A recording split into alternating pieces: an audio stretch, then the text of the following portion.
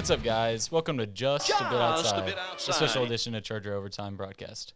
I'm Ford here with Miles Perry, Jacob Dever, and we're here giving you an exciting show today, talking about Donovan Mitchell versus Jamal Murray, and another exciting topic about Heritage Hall alumni that you'll see later on. You guys listening right now, you don't know, but we're videotaping this podcast.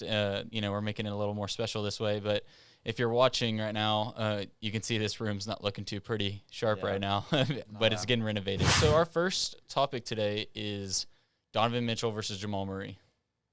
Oh, it was a great series. I feel like it was a great matchup. They gave us the people what they wanted to see. That series overall was just amazing, and honestly, to me, I was not expecting anything like that out of Jamal Murray.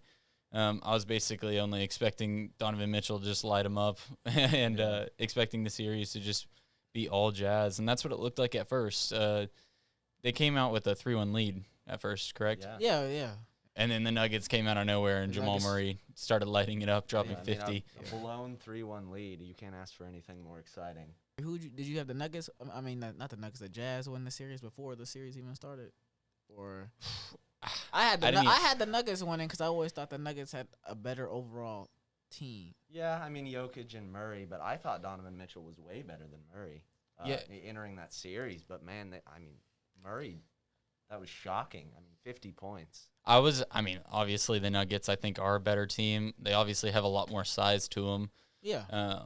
They got more, I guess, star power because you look at the Jazz. They have Donovan Mitchell, and you can consider Rudy Gobert. He's a pretty big star, but, it's nothing like Jokic and Jamal Murray, like that kind of duo. In this topic, what we're talking about here, though, is Donovan Mitchell versus Jamal Murray, and who do you guys have? I got Jamal Murray. I had Jamal Murray before the series started, though.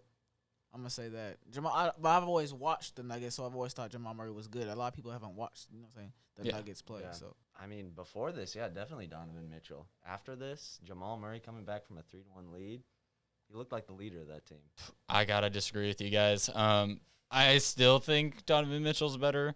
Yeah. I think that series, Jamal Murray definitely got the best of him. I think Jamal Murray, I think Donovan Mitchell might have him on defense, and then Jamal Murray's more off and on to me, I feel like. Obviously, he was dropping 50 and everything, but also, that doesn't happen so often. It doesn't happen at all in the league so often, but, you don't see many consistent games out of him as you do with Donovan Mitchell. And I think also Jamal Murray has a better team surrounding him. He does. Yeah, for sure. That's why I said the Nuggets have a better overall team. I don't feel like the Jazz have a supporting cast for Donovan Mitchell. I feel like they just have a Rudy Gobert.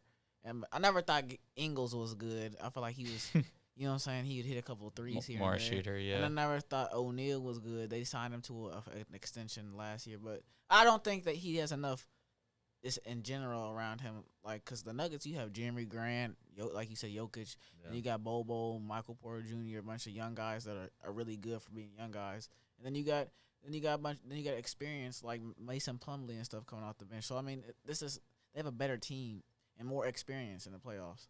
I'm honestly surprised that the Nuggets aren't better than they actually are, just because their team is. You look at that roster. And they got Paul Millsap. I forgot about Paul Millsap. Yeah, they're deep. Honestly, in my opinion, if I looked at that roster before the season, I would have been like, this team's insane. But they have Will Barton is not even in the bubble right now, and then Gary Harrison come back till Game 7. Yeah. So that's how deep they are. You forgot about them because like I said, the young guys came up and were playing well, Bobo and Michael Porter Jr. The Jazz, you could consider them deep also, but you can. There's just, Nuggets are clearly one of the more deeper teams in the NBA, if not, or probably top 3 in my opinion. And Rudy Gobert, he's a terrific defensive player, but I don't think he's given him much help on offense. Yeah, he's more just once in a while post guy. Now, Mike Conley, I thought Mike Conley was going to have a bigger role this year. He's kind of I don't know, he scored a lot here and there, but he didn't really score. Yeah, I think whenever we first saw that signing by the Jazz, we were all just like, whoa, what just happened? Excited, and then, it hasn't really panned out. Yes, it was year 1. I'm not going down that little duo between Mike Conley and Donovan Mitchell because it was year 1. Yeah. We'll see what they'll bring next year. And we haven't even seen Bol yet, volley. We saw a glimpse. We've seen Bol in Orlando, and that's about it. I'm Well, honestly excited for him in the future. Yeah, I'm very excited. I feel like because he got hurt in college, his draft stock went completely Oh yeah. down, and he was really. I mean, how he played in the bubble, he was playing doing that in college and high school. So I feel like when he got hurt, people just missed out on that. Yeah. And honestly, I like Darius Baisley, but I feel like I remember before we drafted him, I told my dad we need to draft Bo Bull. Yeah, I was the same way. I was Yeah. like, how did Bobo get in the second round? Yeah. An amazing story. His dad was like one of the tallest players Yeah. ever to play in the Bowl, NBA. Yeah. And he's better than his dad. His dad wasn't that good. Yeah. Of what I've heard and read about from my father, he said he was just tall and sorry. But I mean, so yeah, and he's like a guard at 7'2". He can dribble and shoot the three. There's moments in the bubble where he was moving Jokic out of the way just so he can take up the ball, and he just would and pull Jokic up. is about 6'11", and he's bringing it up full court too. So I mean, when you see that, they're basically centers bringing up the ball. That's kind of scary if you think about it. Oh yeah, and they both can shoot the three. that's what's scary about the Nuggets is that their shortest starter is like 6'9". All right, next topic. We got to move on. This is an interesting topic. I kind of got to explain. We'll probably use this more down the road. We call it Mount Rushmore, and we'll have like a certain topic with Mount Rushmore. We all have our top 4 things for this. So like right now, our topics is for Heritage Hall alumni. So I'll start it off. My Mount Rushmore for Heritage Hall alumni is starting off with Graham Colton. Yeah, most of you guys probably know him. Quarterback, first state champion for Heritage Hall. If you didn't know that, he was quarterback and he was with Wes Welker. And then I got Roman Fan Soccer next. Obviously, clearly great baseball player. Insane in high school. Draper coached him up and ended up becoming a superstar. William McDonald. Most of you guys probably know him. He's more of a recent player. Yeah, Big Will. Miles played basketball with him. He knows. But I won't even. I mean, I kind of put him in both basketball and the golf. Obviously, he's probably in this for golf just because he's probably like one of the best golfers to go through Heritage, if not the best. But he's obviously an insane basketball player. And sorry to say this, but if it weren't for Trey, he probably would have been our best player easily. Yes, easily. And then my final one is Garrett McLaughlin. As we can tell this year, he's one of the out of 4 pros at a Heritage Hall history out of all sports. Got drafted 8th overall to Houston, I'm pretty sure. And that's obviously an amazing achievement. And in high school, I'm not saying he... Gatorade Player of the Year twice. Yeah, 2-time Gatorade Player of the Year. And that can't get much better than that. So for me, I'd probably have to go with Wes Welker, Sterling Shepard right off the bat. I mean, 2 amazing slot receivers. Wes Welker, obviously, I mean, he should be a Hall of Famer. Here pretty soon, yeah. Yeah. And Craig Brown, obviously, we got to go with Craig Brown. Just saw him, walked by him in the halls. Good sighting. On lunch duty. Yeah. Rare sighting. And to finish it off, Barry J. Sanders, son of Barry Sanders. And honestly, if he didn't have to, wait on the bench behind Christian McCaffrey, he probably could be playing in the NFL right now. Yeah. I mean, Christian McCaffrey's 99 overall Madden, so I mean. Yeah. And mine are Lamar Batista. He's a pro soccer player. He was great for Heritage Hall, and he was actually really good at basketball, too, when he was here. He helped win a state championship. And then I got Erica Wakefield. And then I got Philip Smitham. Everybody recently knows who Philly is, leading the football team in reception yards last year and helping win a basketball and football state championship. And he was just I feel like Philip's going to be great at Harvard. I mean, too bad they didn't get to play this year. Yeah.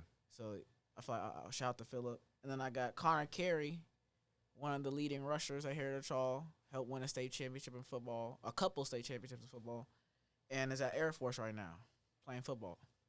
Yeah, and I mean, if you guys don't know who Erica Wakefield is, she graduated back in 2000, I don't even know, 15, 14, something like that, and she was a star basketball player, went on to play at Tulsa, ended up being pretty good. And if you guys didn't notice, this list is more of, more recent players. Obviously, we're just in high school and we haven't been around very long, so we're not very in close contact with any old players, except you saw that we obviously had to put Wes Welker in there, and then Graham Colton, big name at Heritage Hall, and then Craig Brown, who probably the oldest. Yeah, he's definitely the oldest out of this list, and I mean, like, obviously he's just one of the Heritage Hall known players just because he was a leading scorer, all-time scorer at Heritage Hall for the longest time until Trey recently beat him this past year. Yeah. And he coached and taught, I think, at least me and Jacob. I don't know. I'm not sure about No, you. he didn't teach me. Okay, yeah. Or- Craig Brown, honestly, like, I don't think he's appreciated enough because people forget that he played without even a three-pointer and was leading scorer for the longest time. And I think people don't tend to think, because I bet you when everybody hears Mr. Brown, they think of middle school Mr. Like, don't think of basketball Mr. Brown. So I feel like, and I don't feel like we do a lot of talking about old past players at our school. I feel like we're stuck in our, you hear about the kid in our grade, and recency bias. Yeah. It's what we're surrounded with. no offense to the old heads or anything. Yeah. It's just we are in our generation. Yeah. It's different for us. Yeah. I'm sure if we had a person who graduated in the 80s, like my dad or something, he could be correcting us on a lot of this. But this is just, we wanted to put in like our top basically 12 players since each of us had 4. And then also, who do you guys have next? Trey Alexander. That's an obvious Trey, one. Yeah, there you go. Gotta go with Trey. That one's an early, I mean, you can obviously tell. For our class of 2021, he's the leading one for us. I mean, that will make a mark lasting for a long time. Definitely. I mean, you don't have anybody else. No offense, we have a great class of athletes. Like, we're deep in athletes. Yeah. I'm just saying, like, he's the one that's made a big impact like that, how these past people have. Yeah, clearly, or I mean, I don't want to be like that, but he is the best player to go through Heritage Hall. I mean, no one's ever gotten like offers like this or anything. Yeah. And I mean, he's already the leading all-time scorer, and he's not even played a senior year yet. So if that doesn't tell you enough. Yeah. And Wes Welker went undrafted. I mean, he was relatively unknown all the way like high school through college. But Trey already has so much recognition. And I think a little bit has to do with the technology we have today. Yeah. Social media. True. Yeah. They didn't. I mean, Wes Welker didn't have a mixtape. There was no such thing as a mixtape back when he was playing. Yeah, so they didn't have Huddle. Yeah. Yes. Great point. They didn't have Huddle. It was word of mouth. All right, 2 more players I got to add to the who's next. 2 other players in our grade, class 2021, Gray Thomas and Jackson Jobe. Yes. Those are 2 obvious ones. Right now, I think they're currently playing in the perfect game downtown in OKC. So if that doesn't tell you enough, that they have possibly being drafted out of high school. Yeah. Being dead serious. Yeah, they got a legit shot. That's, if you guys didn't tell, Jackson Jobe's not playing football this year, and I'm pretty sure it's just for him to focus on baseball.